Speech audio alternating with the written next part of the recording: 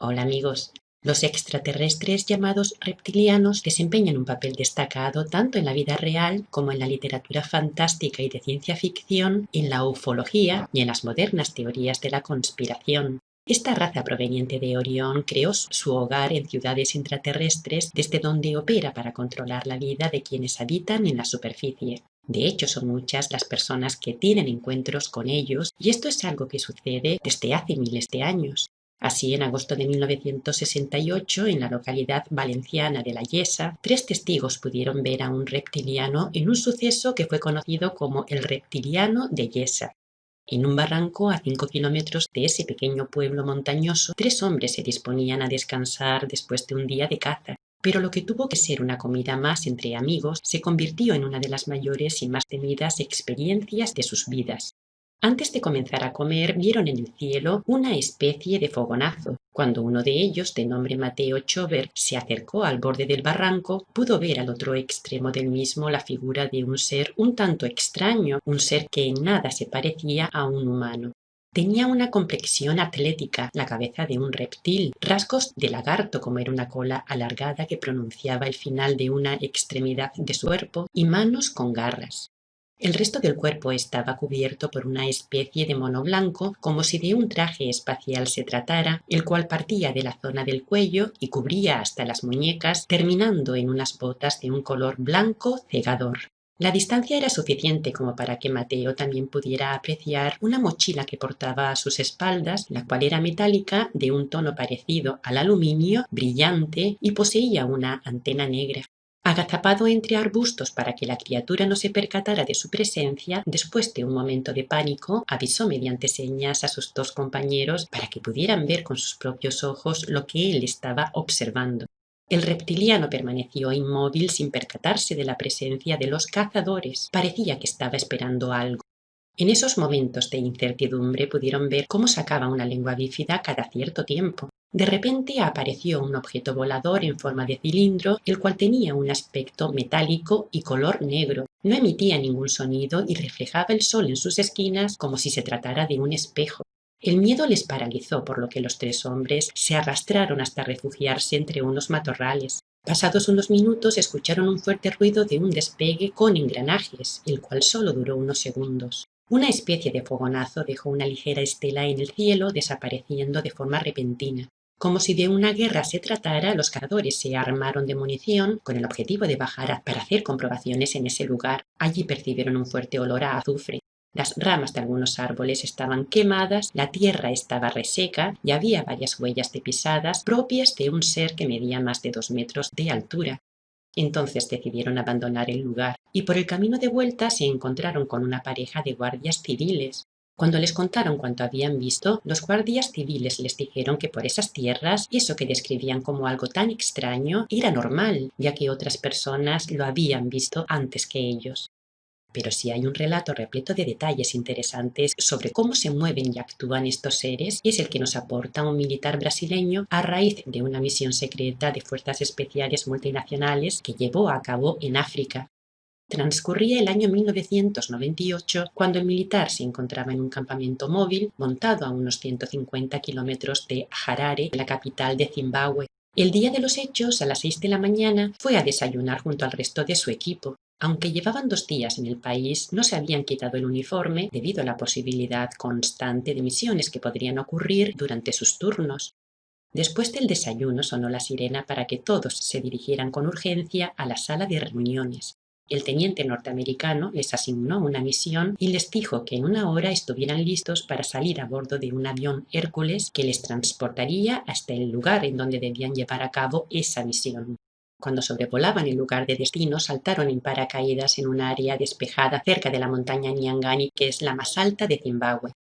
Tras recoger y ocultar los paracaídas, caminaron durante unas 4 horas hasta que pararon y montaron un perímetro defensivo. Entonces, el mayor y un teniente les dieron las instrucciones acerca de la misión que iban a desempeñar, una misión que consistía en un enfrentamiento con una o más extrañas criaturas a las que había que capturar vivas o muertas, y por este motivo iban cargados de munición y de armas especiales. Entonces iniciaron la marcha a lo más profundo de la selva, activando las cámaras de alta resolución que tenían tanto en el casco como en el pecho.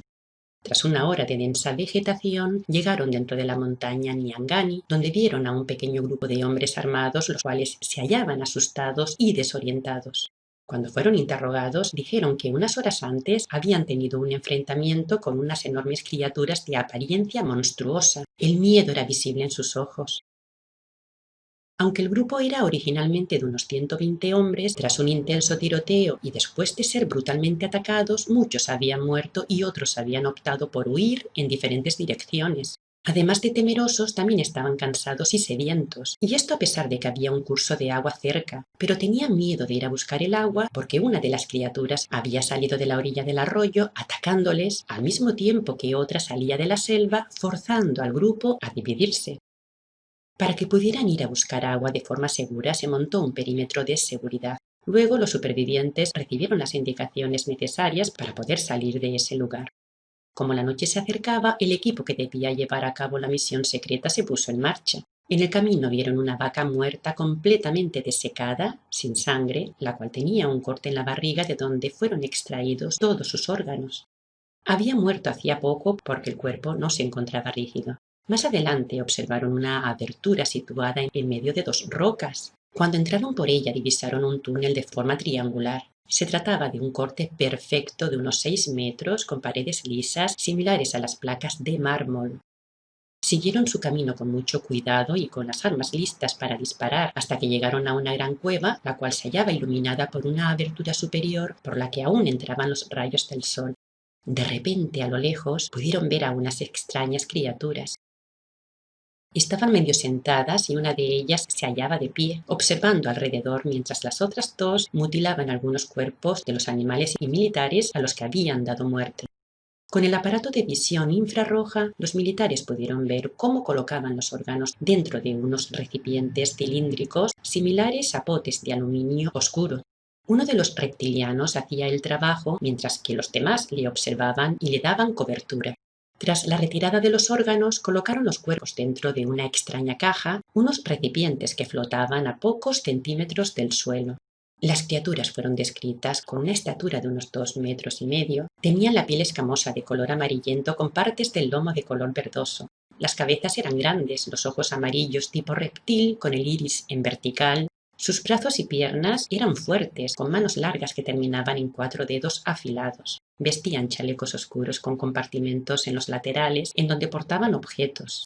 En sus brazos derechos llevaban una especie de brazalete que era del mismo color que su piel y calzaban unas botas que les llegaban hasta la altura de la rodilla. Todos portaban una especie de pequeña lanza. Después de unos 10 minutos de observación, hicieron un cerco en torno a ellos, manteniendo una distancia segura. Pero lo inesperado ocurrió. Una de las criaturas percibió la presencia de los militares y se acercó hacia ellos para cerciorarse, lo que precipitó el enfrentamiento.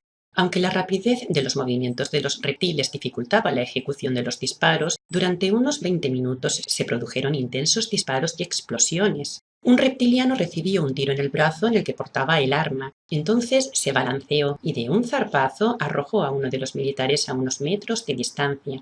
Otro militar aprovechó para golpearle en la espalda, lo que le hizo retroceder. Entonces le dispararon varias veces en el pecho hasta que cayó abatido. Aunque los otros reptilianos fueron heridos, consiguieron huir con los recipientes, cajones metálicos y cuerpos en medio de un tenue humo de color azulado que se deshizo de forma rápida. Aunque los militares les arrojaron granadas en la neblina azul que habían creado, éstas no explotaron ni cayeron al suelo, simplemente desaparecieron en el aire. Entonces todos se movieron para salir de ese lugar rápidamente antes de que las criaturas volvieran con refuerzos para rescatar al que había sido muerto y capturado.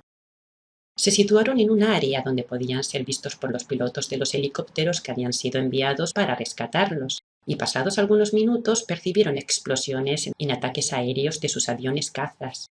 Había una tropa que se hallaba situada alrededor de la entrada de la cueva por si algún reptiliano decidía escapar o para dar soporte al equipo que había entrado. Ellos les dijeron que cuando terminó el tiroteo en el interior de la cueva, pudieron ver en el cielo un objeto volador de forma cilíndrica y color oscuro, el cual dejó la montaña y se quedó por un momento flotando. Entonces, 2 esferas brillantes se acoplaron a él y en una aceleración rápida desaparecieron juntos en dirección norte. Para poder evacuar a los muertos y heridos, varios helicópteros bajaron por el agujero que había en el techo de la cueva. 2 soldados habían fallecido de manera instantánea y otros 3 habían resultado heridos, encontrándose uno de ellos en estado grave. Otro helicóptero descendió para transportar al reptiliano abatido, el cual pesaba unos 200 kilos, por lo que costó trabajo sacarlo fuera de la cueva. Aunque la criatura tenía 3 agujeros de bala en la espalda y otro en el cuello, apenas un pequeño reguero de sangre salía por ellos. A los militares se les impidió retirar cualquier cosa que estuviera en poder del reptil, pero pudieron tocar su vestimenta, la cual se hallaba pegada a su cuerpo. Se trataba de un chaleco áspero al tacto. Sus botas parecían haber sido hechas en sus propios pies, mientras que el brazalete que portaban se extendía desde la muñeca al codo. Su arma era muy ligera, tenía en un extremo un arco que envolvía el brazo y un encaje para meter el dedo. Cuando la colocaron junto al cuerpo del reptiliano, se encendió una luz de color violeta muy débil como señal de comando simbiótico, lo que significa que solo él podía accionar esa arma. Cuando el equipo que llevó a cabo la misión secreta llegó al campamento, situado a las afueras de la capital de Zimbabue, 2 camiones frigoríficos les estaban esperando. Fue en ellos donde se quitaron los uniformes que vestían, los cuales fueron guardados dentro de cajas de aluminio que se hallaban numeradas de acuerdo a cada uno de los miembros que formaban el equipo. Estos camiones circularon por el tiempo necesario hasta que todos ellos terminaron de ponerse los uniformes estándares de instrucción. Sobre las 2 de la madrugada subieron a bordo de un avión de transporte Lockheed C-130 Hércules con destino a Mozambique. Durante el trayecto recibieron instrucciones para que olvidaran la misión y para que no comentaran nada con nadie bajo ninguna circunstancia. Si lo hacían, se les aplicaría la ley marcial que estipulaba la pena de muerte en caso de desvelar información confidencial concerniente a estas misiones secretas. Cuando llegaron a la base aérea de Maputo, se les llevó a cabo exámenes médicos completos y fueron divididos en pequeños grupos, siendo exhaustivamente interrogados por agentes de la CIA y de la Agencia Nacional de Seguridad. Después, el militar que narra esta historia fue llevado a un hotel cercano al aeropuerto, donde se quedó por un día hasta que salió con destino a Brasil. Aunque no volvió a tener más contacto con el resto de los miembros del equipo con el que había compartido esta terrorífica experiencia, como vemos, rompió su pacto de silencio, puesto que esta información ha sido desvelada. Hasta pronto, amigos.